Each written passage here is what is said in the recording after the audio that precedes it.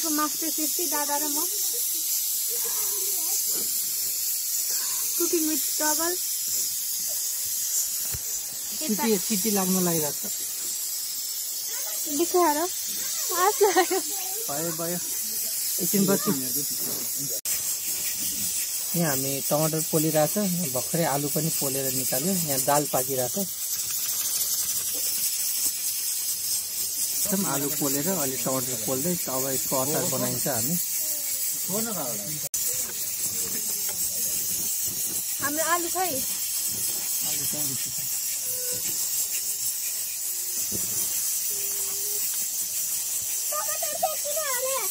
आलु पनि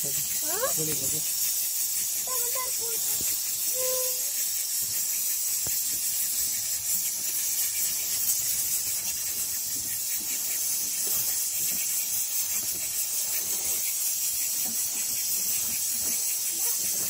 टमाटर पनि अलमोस्ट हुन लाग्यो है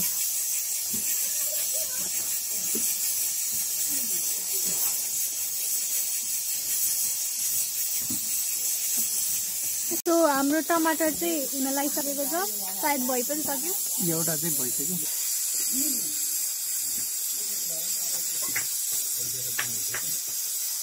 ले पनि हाल्नु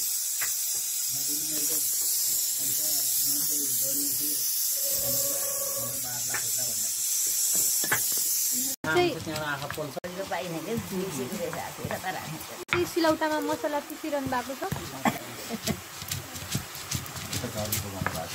यता चाहिँ काउली पाक्दैछ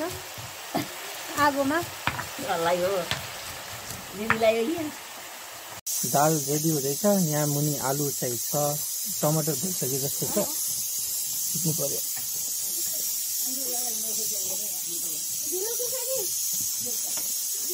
भइसक्यो जस्तो छ ओहो डढ्यो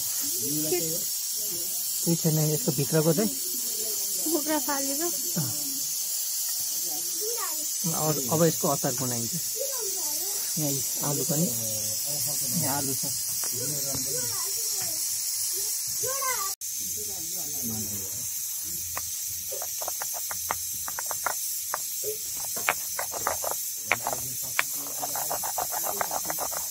जिरे खुर्सानी र टिमुरको पेस्ट अब धनिया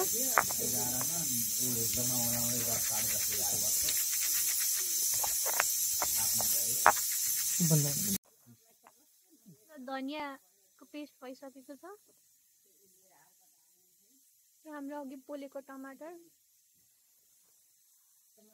बोक्रा चाहिँ हालेर